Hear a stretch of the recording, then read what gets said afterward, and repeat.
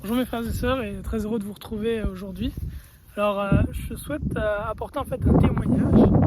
C'est pas un témoignage que j'ai vécu moi personnellement, mais c'est le témoignage qu'un frère m'a partagé.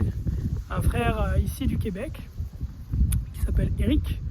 Et le témoignage qu'il a partagé est très encourageant au sujet du paiement des dettes et de l'obéissance au Seigneur par rapport au fait de payer nos dettes. Fait que je vais vous partager son petit témoignage et j'espère que si vous avez des dettes, mes frères et sœurs, ça vous encouragera à mettre votre vie en règle avec le Seigneur. Père, merci pour ta bonté, ton amour, merci pour le témoignage d'Eric. Seigneur, donne-moi de le rendre fidèlement éternel afin qu'il puisse encourager et édifier ceux qui l'entendront au nom de ton Fils Jésus. Amen. Fait que pour la petite histoire, Eric, c'est un frère en Christ qui est ici, puis le Seigneur a touché son cœur par rapport au fait d'obéir à sa parole quand il dit « Ne devez rien à personne, si ce n'est de vous aimer les uns les autres ». Vous l'avez vu dans l'enseignement que j'ai mis sur ma chaîne il y a déjà quelques années. Le fait d'avoir des dettes pour un disciple de Jésus-Christ est un péché. Le Seigneur nous dit de ne rien devoir à personne. Les dettes dans le monde d'aujourd'hui sont le fruit de la convoitise des hommes.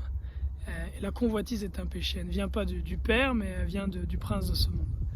Et le frère Eric a été convaincu donc par le Seigneur de payer ses dettes. Fait que pour la petite histoire, il avait une maison avec un prêt immobilier dessus, ce qu'on appelle ici au Québec une hypothèque, et puis probablement d'autres petites dettes.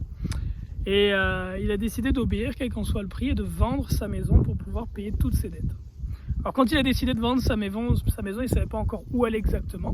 Ça, le Seigneur ne lui avait pas montré, mais ce qu'il savait, c'est qu'aux yeux de Dieu, avoir des dettes n'est pas une bonne chose, est un péché pour un disciple de Christ. Au début, son épouse était un petit peu nonchalante par rapport à l'idée, mais le Seigneur a touché aussi le cœur de sa femme. Et donc, d'un commun accord, ils ont essayé de vendre la maison. Ils ont rapidement trouvé un acheteur. Après avoir trouvé un acheteur et signé les papiers pour la vente, ils n'avaient toujours pas d'endroit où aller.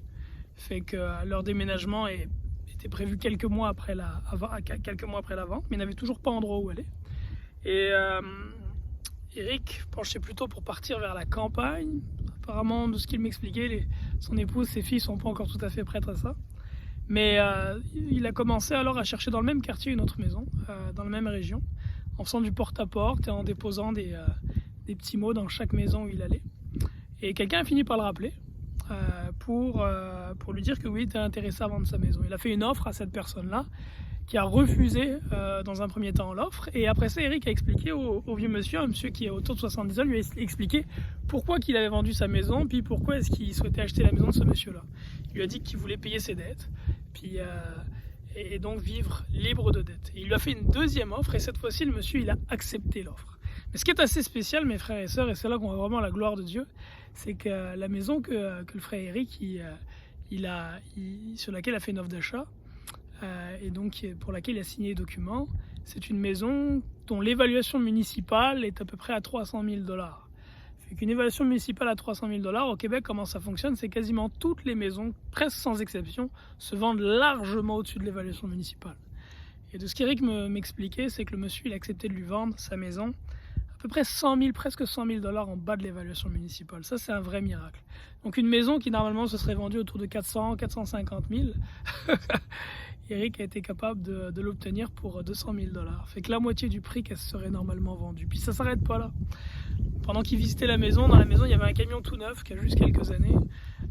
Une machine à trancher le bois aussi qui est quasiment toute neuve. Un tracteur à gazon qui est tout neuf. Des tours à bois tout neufs. En tout cas, plein de matériel. Un immense garage pour des milliers et des milliers de dollars. Puis le vieux monsieur disait, Eric, ben ça je te le donne, ça je te le donne, ça je te le donne, ça je te le donne. Fait que j'ai trouvé vraiment ce témoignage très encourageant. Il a été prêt à renoncer à la très belle maison qu'il avait pour obéir au Seigneur. Donc mettre de côté la convoitise et la recherche des choses de ce monde pour obéir à Christ, mettre sa vie en ordre, payer ses dettes, et par sagesse aussi par rapport aux temps qui viennent devant nous. Parce que dans les temps qui viennent, si la dette a été un piège spirituel par le passé, ce sera bien plus qu'un piège spirituel dans les temps qui viennent.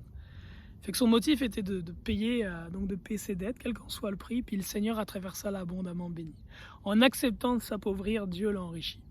Et je trouve que c'est vraiment un très très très beau témoignage, je voulais vous le partager. J'espère que ça encouragera celles qui sont dans les dettes à faire le pas de la foi et à sortir des dettes. Tu sais peut-être pas où aller ou ce que tu feras, mais obéis à ce que le Seigneur t'a révélé. Il t'a révélé qu'il ne faut pas avoir de dettes, obéis. Et en temps voulu, il te montrera le reste. Dans le livre d'Ésaïe, il est dit « Lève-toi et ta lumière viendra ». Un autre frère m'écrivait aussi récemment pour me dire, lui, un frère un peu plus jeune, mais il a aussi quelques dettes. Puis à côté de ça, il avait des placements dans les cryptos. Puis après un temps de jeûne et de prière, il m'a dit, le Seigneur l'a convaincu, de vendre sa crypto, de vendre ses placements et de payer ses dettes.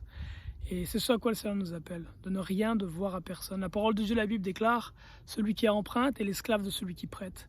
Et dans le livre des Proverbes, et l'apôtre Paul nous dit, vous avez été rachetés à un grand prix. Ne devenez pas esclaves des hommes. Je vous encourage vraiment à ne pas marcher selon la sagesse et l'intelligence du temps présent, mais laissez le Seigneur renouveler votre intelligence pour savoir ce qui est bon et droit devant Dieu et marcher selon sa volonté, qui des fois fait aucun sens à l'égard de la raison ou de l'intelligence humaine, mais la sagesse des hommes est une folie pour Dieu. La sagesse des hommes est une folie pour Dieu, et sa sagesse à lui est une folie pour les hommes, mais c'est elle que nous voulons suivre. Là-dessus, que Dieu vous bénisse abondamment. Jésus-Christ vous donne la foi d'obéir à la parole de Dieu. Shalom.